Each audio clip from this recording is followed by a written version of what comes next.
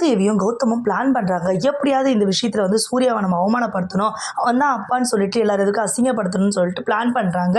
நான் அதே மாதிரி அந்த குழந்தைய போயிட்டு மாத்திரமா இவங்க தான் உங்கள் அப்பான்னு சொல்லிட்டு சொல்ல வைக்கிறேன்றாங்க. நீ அதுக்கு மேலே என்ன நடக்குதோ அதை நீ பார்த்துக்கம்மா அப்படின்னு பெருசாக்கிடுமா பிரச்சனைன்றாங்க. சரி கௌதம் போ கௌதம்ன்றாங்க. அதே மாதிரி பார்த்தீங்கன்னா அழகி பாப்பா கிட்டே இவர் தான் உங்கள் அப்பான்னு நீ சொல்லணும், உனக்கு நான் பெரிய சாக்லேட்டாக தரேன், இதாவது சின்ன சாக்லேட்டு உனக்கு இன்னும் பெருசாக நான் வாங்கி தரேன்னு சொன்னாங்க. சரி கௌதம்னு சொல்லிடுறாங்க. அதே மாதிரி பார்த்தீங்கன்னா போயிட்டு சித்ராதேவி உன்னோட அப்பா யாருன்னு தெரியுமாமா அப்படின்னு சொல்லிட்டு கேள்வி கேட்டுட்டு இருக்காங்க. இவ்வளோ நாளாக நம்ம வந்து எதுவுமே கேட்கலாம் அந்த குழந்தைகிட்ட, இப்போ கேட்கலாம், அதுக்கு ஏதாவது தெரியுதான்னு சொல்லிட்டு பிளான் பண்ண மாதிரி கேட்குறாங்க. உனக்கு உன் அப்பா யாருன்னு தெரியுமாமா அப்படின்னு சொல்லிட்டு கேள்வி கேட்குறாங்க. நல்லாவே தெரியுமே அப்படின்னு சொல்லிட்டு சூர்யாவை கை காட்டுறாங்க. சூர்யாவுக்கு மகாவுக்கு வீட்டில் இருக்கவங்களாம் ரொம்ப அதிர்ச்சி ஆயிடுது.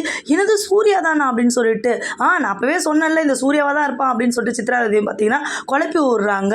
ஒரு நிமிஷம் இருங்க அத்தை, ரொம்ப பேசாதீங்க, அப்படிலாம் சூர்யா பண்ணுறவர் கிடையாது, நான் அந்த குழந்தைகிட்ட கேட்குறேன் அப்படின்னு சொல்லிட்டு அழகி பாப்பா கிட்ட கேட்குறாங்க. உனக்கு யாருமா இதை சொன்னது அப்படின்னு